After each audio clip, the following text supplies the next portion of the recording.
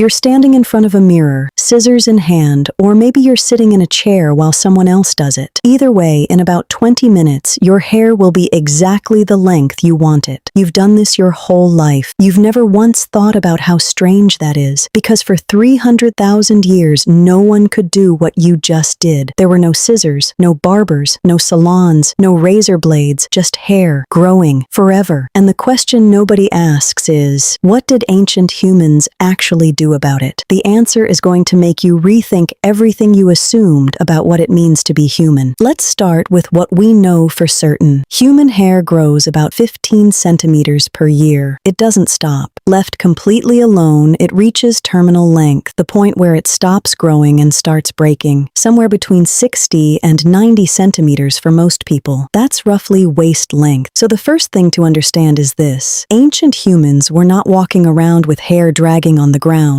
Biology handled some of it, but biology didn't handle all of it. And here's where it gets interesting. In 2009, archaeologists examining Ice Age burial sites across Europe noticed something that had been overlooked for decades. The skulls they were finding had distinctive wear patterns on the teeth, not from food, from gripping, specifically the kind of wear you get from pulling plant fibers tightly through your teeth. Researchers concluded that this was consistent with processing plant material into cordage, into rope, into string, the same string that could be used to tie hair back. Someone, 20,000 years ago, was making hair ties. Now some of you are thinking, that's a stretch. String doesn't prove hair care. Fair. So let's look at harder evidence. In 2016, researchers studying ancient lice, yes, lice, made a remarkable discovery. By analyzing the DNA of head lice found in mummified remains across South America, Europe, and Egypt, they were able to determine that lice populations had been managed, not eliminated, but managed for at least 10,000 years. The lice showed genetic evidence of regular disruption to their breeding cycles. The most likely explanation? Systematic grooming, fingers moving through hair, repeatedly, deliberately. We know this behavior from primates too. Chimpanzees spend hours each day grooming each other's hair, not for hygiene alone, for social bonding, for alliance building, for trust. Our closest genetic relatives treat hair grooming as one of the most important social activities that exists. Did we just stop doing that when we became human? We didn't. We escalated it. In 2021, archaeologists excavating a site in Morocco dated to approximately 100,000 years ago found something unexpected inside a burial. Alongside the body were thin, sharpened animal bones, pointed at one end, smooth from handling. Their shape matched one thing almost perfectly: hairpins. Someone 100,000 years ago was pinning their hair up. But the most extraordinary find came from a site in Siberia, in the burial of a young woman dated to around 4,500 years ago. Researchers found not just her skeleton, but evidence of elaborate hair braiding. The position of the remains and the objects found nearby suggested her hair had been styled deliberately, carefully, and with skill before she was buried. Whoever buried her thought her hair mattered enough to arrange it in death. And in cave paintings from Lascaux, in ancient rock art from the Sahara when it was still green and full of people, in carved figurines from across Ice Age Europe, hair is almost always depicted, styled, shaped, specific. These ancient artists were drawing what they saw, and what they saw was people with intentional hairstyles. So let's reconstruct what this actually looked like. You wake up at dawn, the fire is low. Around you, 6 or 7 people are still sleeping. Your hair is long, maybe shoulder length, maybe longer. It got tangled while you slept. You run your fingers through it the way you've done every morning since childhood. Someone sits down next to you. Without asking, they begin working through the knots at the back. This is normal. This is how mornings work. You do it for them. They do it for you. Later, if the day involves hunting or moving through dense vegetation, hair gets tied back. Not with anything elaborate. A strip of plant fiber, a leather cord made from animal hide, a knot you learned from watching your mother do it 1,000 times. If the group group is preparing for something significant, a meeting with another group, a burial, a ceremony, something shifts. People take more time. Ochre, the red iron oxide pigment found at nearly every ancient human site on Earth, gets mixed with animal fat and worked into hair. It colors it, it stiffens it, it makes it hold a shape. It also repels lice. Function and beauty, inseparable, the way they always are in ancient human life. Children sit still while adults arrange their hair, not because they're told to, because they've watched this their entire lives, and they understand, without anyone explaining it, that how you present yourself to your group matters. It has always mattered. Here's what modern people misunderstand about ancient hair care. We think of grooming as vanity, as superficiality, as something you do for appearance. Ancient humans did it for survival. In a group of 20 to 50 people with no courts, no police, no written rules, your social standing was everything. If the group decided you weren't worth sharing food with, you could starve. If they decided you weren't trustworthy, you were essentially alone in a world designed to kill lone individuals. Grooming was how you signaled that you belonged, that you cared about the group's standards, that you were safe to be around. The anthropologist Robin Dunbar, the same researcher who identified that humans naturally maintain social groups of about 150 people, argued that language itself may have evolved partly to replace grooming, that gossip, conversation, storytelling were ways of bonding with more people simultaneously than fingers and hair could ever allow. Think about that. Human language, possibly born, in part, from hair. Today you spend money to have your hair cut. You spend more money on products to make it look like you didn't try too hard. You spend time in a chair making small talk with a stranger whose job is to make you feel good about how you look. And then you leave, alone, and go back to your screen. Your ancestors spent hours having their hair tended by people who loved them, people whose survival was linked to theirs, people who touched them not because they were paid to, but because that's what belonging felt like. They didn't have salons, they had each other. You have the salon. And somewhere in the distance between those two things is everything we've lost without ever noticing it was gone.